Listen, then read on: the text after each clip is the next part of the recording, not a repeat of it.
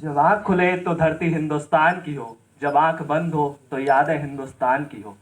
हम मर भी जाएं तो गम नहीं, मरते वक्त मिट्टी हिंदुस्तान की हो।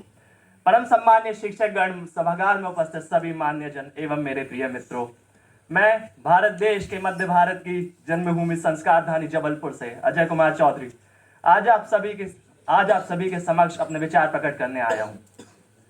आजादी आजादी का असली मतलब वही समझ सकता है जिसने कभी गुलामी की हो।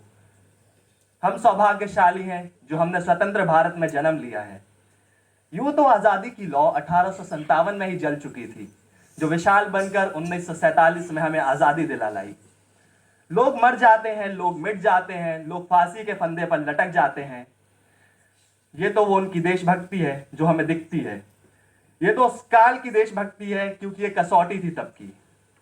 उसके बाद 62, 65 और 71 के युद्धों में अपना सुहाग गवा देने वाली औरत की घर के हालात ऐसे हो जाते कि प्यार भी भरपूर गया, मांग का सिंदूर गया। कि प्यार भी भरपूर गया, मांग का सिंदूर गया। नन्हे नौनिहालों की लंगोटियां चली गईं, छोटी छोटी बेटियां की रोटियां चली गईं। बाप की कमाई गई, भाई की पढ़ाई गई। ऐसा एक विस्फोट हुआ, पता ही चला नहीं, जिसमें की ही कई बोटियां चली गईं, कई बोटियां चली गईं।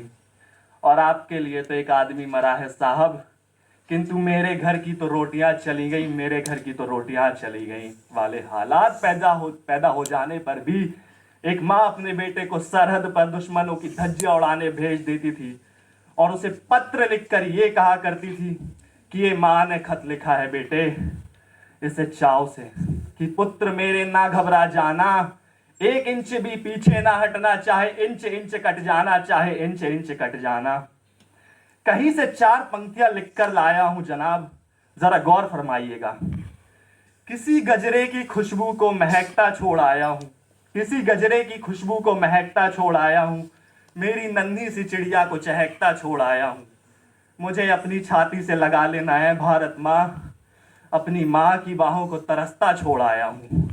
ये अल्फाज बेशक मेरे मुंह से निकल रहे हैं, पर ये हर उस सैनिक के हैं जो सरहद पर खड़ा है, चाहे कह लो पाक सीमा, चाहे कह लो सियाचिन का पर्वत।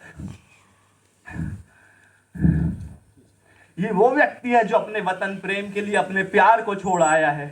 वो अपना गांव छोड़ आया है कि आप अपने घर में सलामत रह सकें।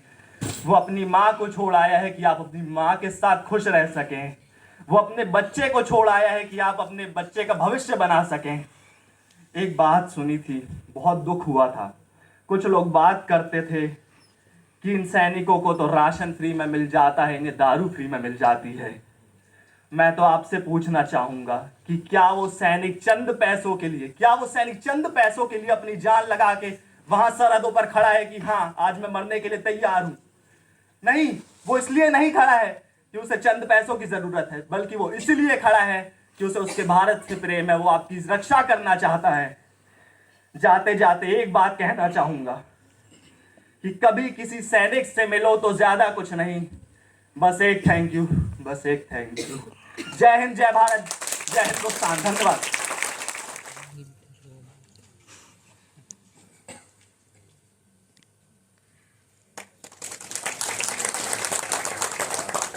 Next, I would like to call upon Komal Purohit for the